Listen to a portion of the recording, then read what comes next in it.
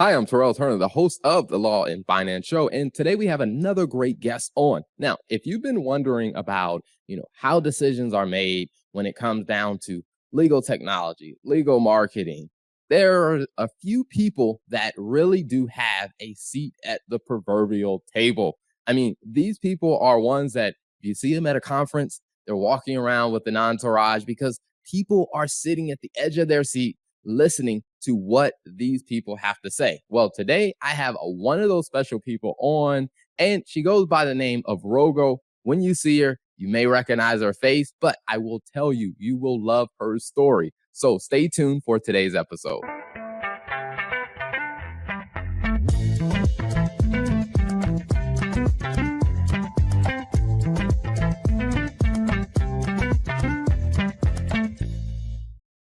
So without further ado, let me bring on my guest, Rogo. Welcome to the show. Good morning, Terrell. Thank you very much for having me. I'm so excited about this conversation today. Absolutely. Absolutely. Now, you and I had the pleasure of meeting at the ABA Tech Show in Chicago that happened early 2023. And you've been on a road show. I mean, you've been to Legal Week. And I think there's so much anticipation about where you're going to pop up next. So what I will do is tell us a little bit about your background, and then I want to dive a little bit more into how you became such a leader in the space of legal tech and marketing. So tell us a little bit about your background. Sure. And thank you very much for the intro and for the compliments. It's humbling. It's exciting. So my background, I have been in law for 28 years. I was a litigation paralegal for 11 years, and I have a paralegal degree and a 2-year degree. And then I went back and received a bachelor's in communication management and a minor in marketing. And I worked full time. I went to school with both degrees. And then I went into a sales job with a court reporting company, sold court reporting, video, trial services. And then we were acquired by an e-discovery company. And that was in 2005, 2006. And what really triggered my interest in marketing was that being originally from Alabama and working for a company that was international, the marketing messages to my audience weren't really helping. And I had some pretty stiff competition, that veterans that have been there for 2 or 3 decades and pretty ingrained in the community. And I thought it would be easier for me because I'd been a paralegal, but it wasn't.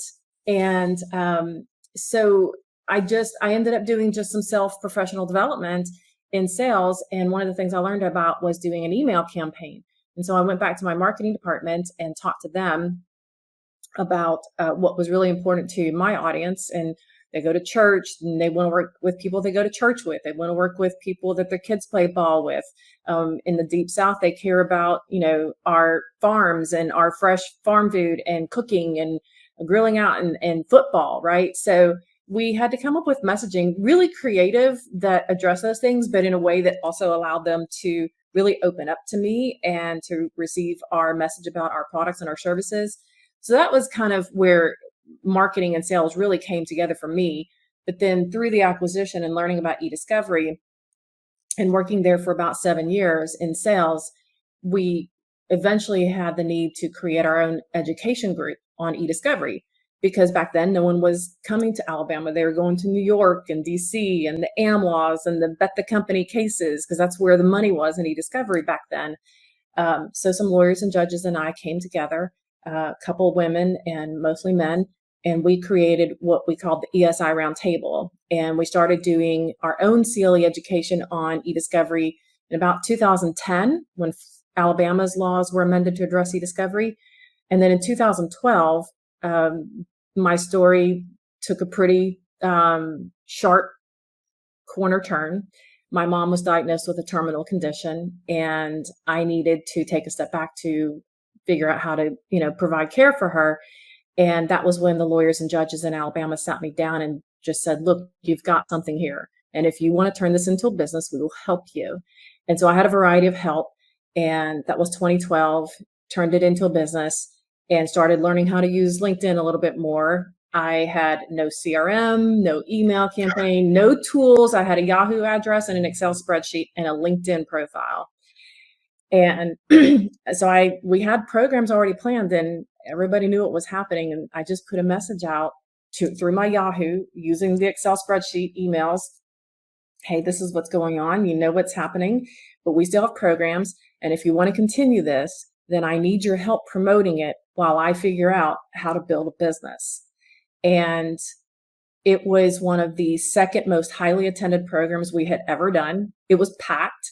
And from LinkedIn, I had a few people throughout the country, literally from California to DC, who attended that program on a webinar.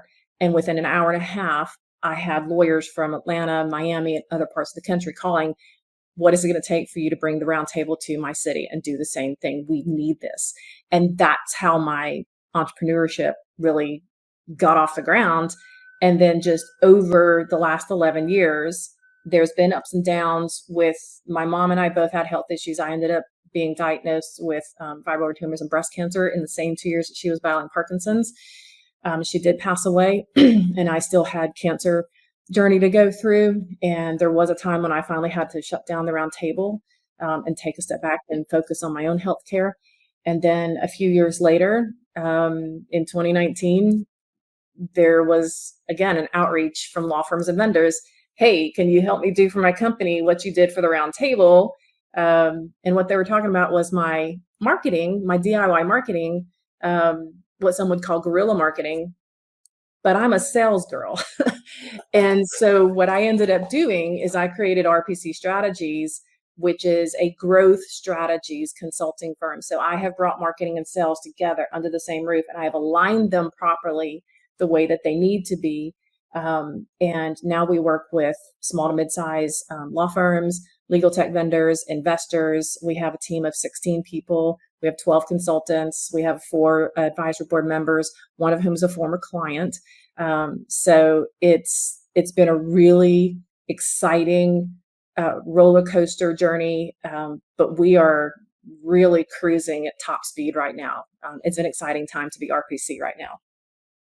Awesome. I love it. I love it. One of the things that I remember from, our interaction at, the ABA Tech Show is, you told me a little bit more and you went in a little bit more details about kind of your personal story and just, navigating the health challenges and just how that journey also played a role in helping you understand the challenges that people are going through. So, one of the things that I think about is when it comes down to marketing, you know, you figured out something that other people kind of were missing as far as how to really connect with the people you're trying to reach. Like, when you started pitching that idea to people, like, was it foreign to them about like, hey, they want to know like people that go to church with them or people that, do these type of activities? Were people kind of looking at you with like deer in the headlights look? That's a great question, but actually, no. They embraced it. When I was at Merrill Corporation and we did this email campaign, and we came up with this idea to do what we call the monthly e-news and recipe. And food and recipe has nothing to do with court reporting, other than you take a lunch break in the middle of an all-day deposition, right?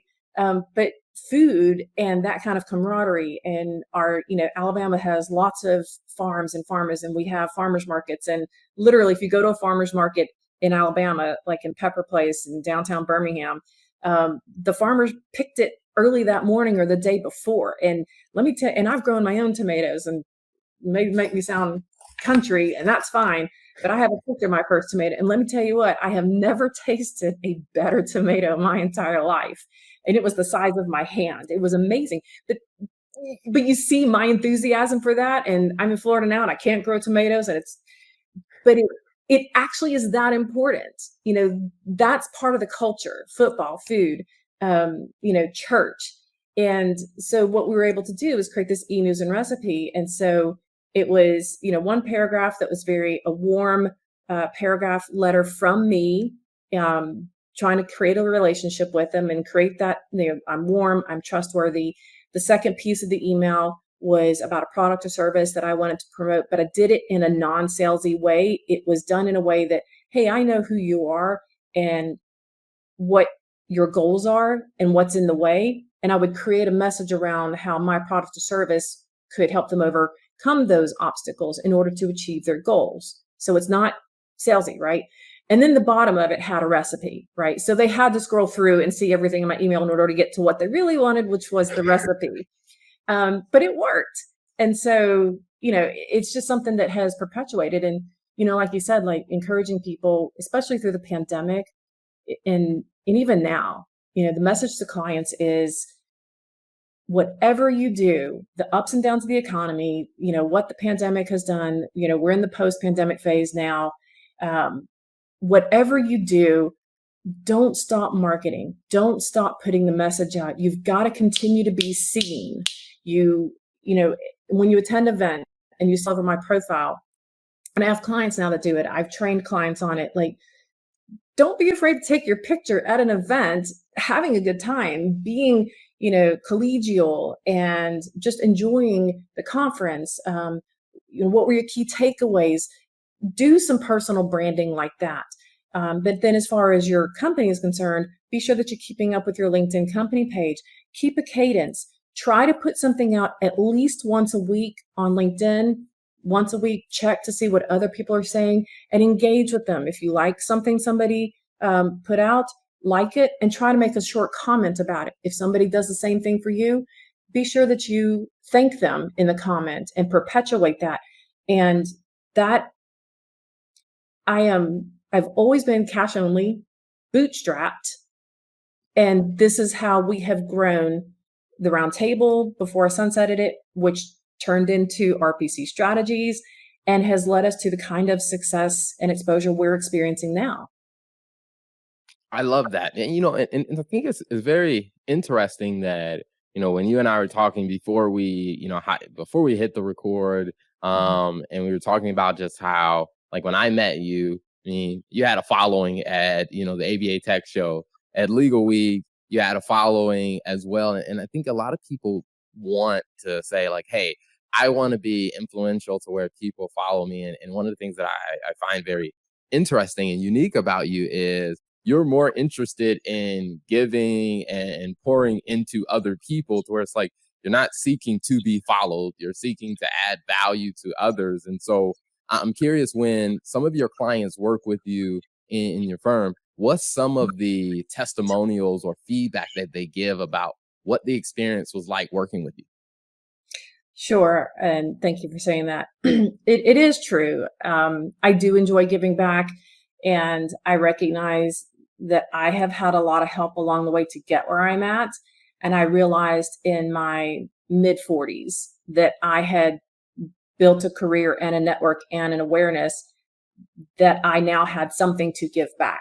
So yes, I have been trying to do that since I realized that a few years ago. The feedback, we've got a couple testimonials on the website, and the testimonials are more about how we have used our knowledge. I've been in the industry almost 30 years. The consultants that I have on my team are client success managers, our content writers, our marketing ops, our email campaigns guys. They all have had a minimum of 10 years experience, and most of us are in the 20 to 30 year range. So we bring that experience from law firms, from legal tech providers, from being marketers, from being sales, from being a paralegal. I have a former lawyer and ops person who was 20 years at an AmLaw. So we have a robust amount of experience to bring to the table, and we've been the end user. So, and that's how we're able to help build those strategies. And because we've been the end user, so we know what we're the end user. And again, that's all part of giving back, is what does the client need in order to grow their business? And in order to understand that, they need to understand who their targets are, what their targets business goals are, what the challenges their target buyers are having, and then create thought leadership messaging around that. Because nobody wants to be sold. Nobody wants to be sold. And with all of the technology we have available to us, B2B buyers especially are going to take themselves at least 70% on their own journey to go find information, resources, read material, read video, watch videos, listen to podcasts. They're going to do the majority of their own research and digest that before they ever reach out for an appointment to have a conversation. And by the time they reach out, they are ready to buy. They are simply evaluating if the relationship is the right fit and if you really truly have the right skill set they need. And your messaging can do two things. It's that thought leadership, that you know what you're doing, but also is your messaging and your LinkedIn posts and things like that coming across as making you a real person and warm and inviting and trustworthy. And that's why they're going to pick up the phone and have a conversation about working out an engagement with you. Nice. I love it. Well, I know we have a hard stop coming up. So I have two final questions that I want to ask. First one is, where can people find you online if they want to learn more about your organization? Sure. Our website right now is risingphoenix.guru. We are going to be updating that probably in the next couple of months. You can also email me at rogo@risingphoenix.guru or rogo@rpcgrowthstrategies.com. Both emails work. You can also find me on LinkedIn. It's pretty easy to find me. So yeah, and our brochures, pull up the website again. If you want information about what we do and you want to read and digest it for yourself, you can go check out our marketing blog and our pricing and brochures. You can, and we've got categories there. We're published in Legal Tech News, Law Journal Newsletter, Legal Business World. And then any of those brochures you can download. All the information's there. Pricing is there. I put all of our information there so you can do your own research and digest that for yourself before you reach out to us. Awesome. Final question is, what's one piece of advice that you would share with a law firm that is trying to figure out or get started with, how do we improve our marketing? Sure. So again, and I've said it a couple of times, you need to understand your goal. What is your goal for marketing? Do you understand that marketing is supposed to lead to revenue generation? And most law firms have marketing, business development by function, by title. But lawyers need to also think of themselves as salespeople. They are selling their services. And you really need to learn what marketing is and what it isn't. Marketing is not sales. Marketing is marketing. What is business development? Business development is the networking and the bridge between marketing and sales. And it's the speaking engagements, it's the conferences, it's being seen out there. And then the sales is being able to bring marketing and business development together to close revenue generating engagements with new clients and increase your services with existing clients. So marketing, business development, and sales are three necessary pieces of the pie in order to grow your firm. Awesome. I love it. Well, Rogo, thank you so much for being an amazing guest. Thank you so much for having me, Terrell. This was exciting. I was looking forward to it. And I'm absolutely tickled that we met at ABA. And please definitely let me know how I can help you, if I can introduce you to anybody, help you get more exposure. I am more than happy to do that. Absolutely.